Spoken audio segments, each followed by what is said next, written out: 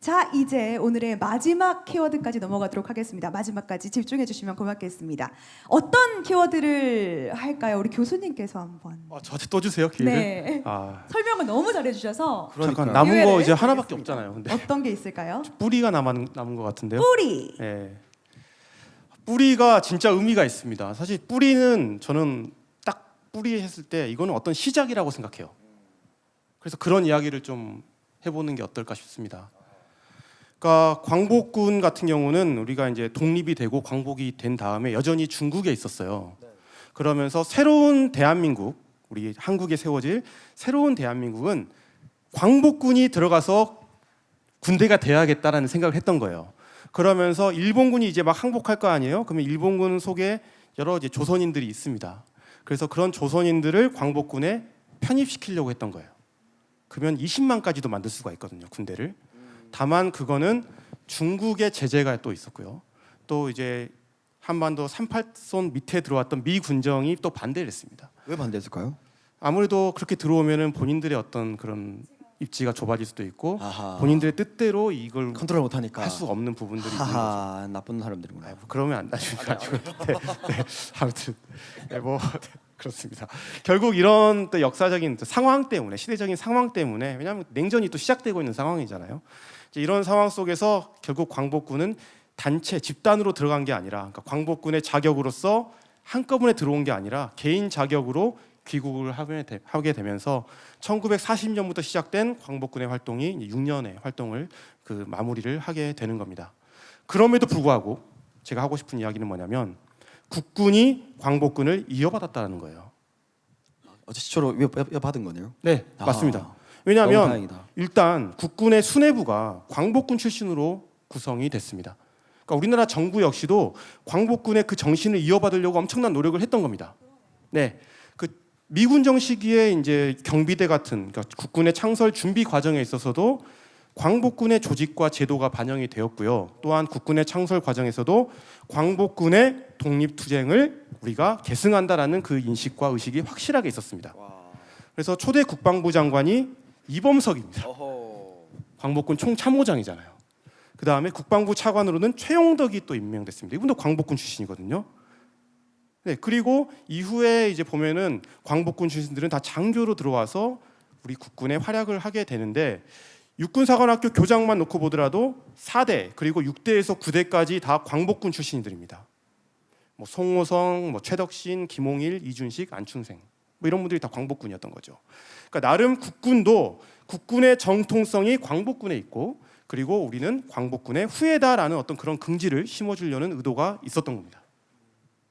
없으면 안 될 것 같아요, 진짜. 그렇죠. 뿌리가 중요하잖아요. 지금 너무 뿌리 중요하고. 이야기하고 있잖아요. 지금 그럼, 우리가. 네, 그럼 교수님 이게 너무 많은 분들이 계시지만 광복군에서 국군으로 활동하신 분들이 좀 있으신 소개를 한번 부탁드릴게요. 광복군에서 활동을 하시다가 이제 국군에서도 활약하신 분들 딱 한 분만 제가 이야기를 드리도록 하겠습니다. 우리가 이제 오성 장군이라고 잘 알려져 있는 김홍일 장군이거든요. 근데 이분이 중국군, 그러니까 광복군에서 중장까지 했어요. 근데 중국은 중장이 2스타입니다.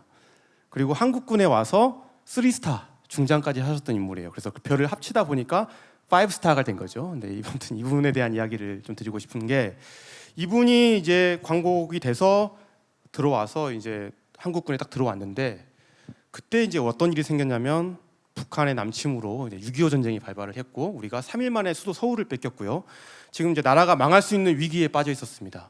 근데 이분이 그거를 거의 구한 셈인 거죠. 어떻게? 그러니까 이제 북한이 서울을 점령한 다음에 우리가 한강에서 방어를 하게 되는데 이분이 한강 방어를 하는 그 당시에 최고 사령관으로 딱 나오는 거예요. 등판을 한 거네요. 등판한 거죠. 하하, 구하러 온 거네요. 구하러 온 겁니다.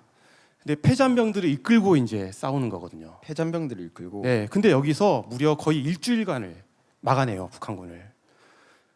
그럼으로써 미국이 들어올 수 있는 시간을 벌어줬고 북한 입장에서는 미국이 들어오기 전에 빨리 전쟁을 끝내야 되는데 그 전략 자체가 완전히 무너져 버린 겁니다. 물론 여기서 우리가 잘 방어한 데에는 뭐 한강이라는 넓은 그런 장애물도 있었고 미군의 어떤 공중 공격과 같은 지원도 있었고 했지만 아무래도 병사들 입장에서는 군인들 입장에서는 그 광복군의 그 영웅이었던 5스타 김홍일 장군님이 우리를 위해서 싸우러 온다. 사기가 또 끝나죠. 끝나죠. 확 올라가죠. 명성과 끝나죠. 네. 네. 실제로 이 사람의 올라가죠. 리더십이 정말 큰 역할을 했다라고 우리가 평가를 하고 있거든요. 그래서 이분이 이후로도 계속 그 활약을 이어 나가게 됩니다. 근데 그 당시에 만약에 안 가셨더라면 위험했을 수도 있겠네요. 그렇죠. 근데 사실 이제 국가 입장에서도 정말 이 위기의 순간에 중요한 인물이 필요했던 거고 딱 그때 선택했던 인물이 김원일 장군. 예, 김홍일 장군이었던 거죠.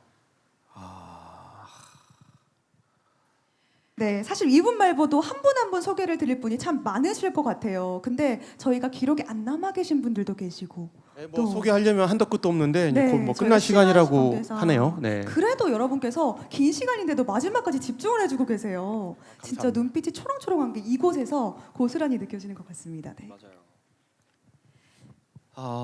사실상 그 저희 어찌 보면 진짜 선배님들이잖아요. 아 진짜 말 그대로 네. 선배님이시네요. 네, 저도 이 광복군을 잘 몰랐어요. 부끄럽게도. 근데 제가 이번에 정말 좀 뜻깊은 계기로 함께하면서 알게 됐는데 제가 군대에서 생활을 할 때 지금 군대에서 생활하고 있는 멋진 장병분이 계시지만 이런 선배님들에 대한 내용을 좀 더 제가 좀 알고 근무를 했더라면 제 자부심과 자긍심을 좀 더 높일 수 있고 군생활 좀 더 열심히 할 수 있지 않았을까라는 생각을 엄청 많이 하게 되더라고요. 근데 누구보다도 또 크리에이터시고 얼굴이 알려지신 에이전트 H님께서 이 한국 광복군에 대해서 이야기를 하시니까 더 와닿는 것 같지 않으세요? 네. 어깨가 무거우실 것 같습니다. 앞으로도 좀 잘 부탁드리겠습니다. 고맙습니다. 여러분 두 분께 박수 한번 보내십시오. 자, 이쯤에서 저는 이런 말씀을 드리고 싶어요. 여러분께서 잘 아시는 말씀이죠. 역사를 잊은 민족에게 미래는 없다. 다시금 되새기게 되는 시간이었던 것 같습니다. 오늘 하루 귀한 시간을 선사해 주시고 진짜 많은 양의 내용을 공부하시고 설명해 주신 우리 두 분께 박수 한번 부탁드리겠습니다. 진짜 정말 고맙습니다.